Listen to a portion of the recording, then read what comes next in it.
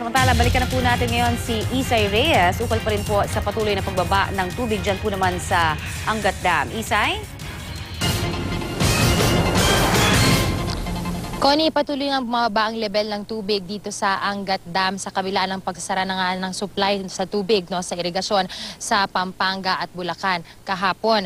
Alas 12 nga ngayong umaga ay naitala na sa 179.53 meters ang level ng tubig sa Angat Dam. Ilang puntos na ito mas mababa sa itinuturing na critical level ng dam na 180 meters. Kahit na isinara na ang supply ng tubig sa mga irigasyon ng Bulacan at Pampanga, patuloy pa rin ang pagbaba dahil dito pa rin galing ang 97% ng supply ng tubig sa Metro Manila.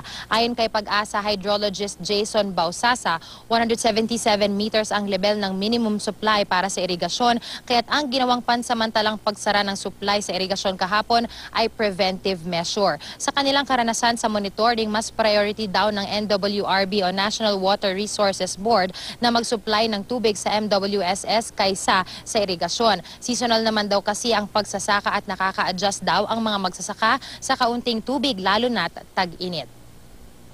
Mas priority po sa water MWRB ang supply sa ating mga mamamayan.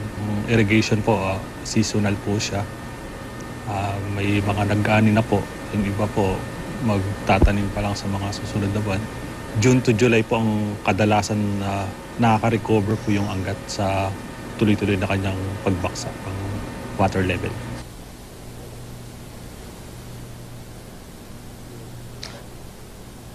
Connie, kapag naman umabot sa 160 meters ang level ng tubig dito sa Angat Dam, ito naman ang posibleng hudyat para itigil ang supply sa MWSS na makakaapekto sa supply sa Kalakhang, Maynila. Kaya tipid-tipid mga kapuso at umasang umulan na ng sapat sa mga susunod na araw. Connie? Maraming salamat, Isay Reyes.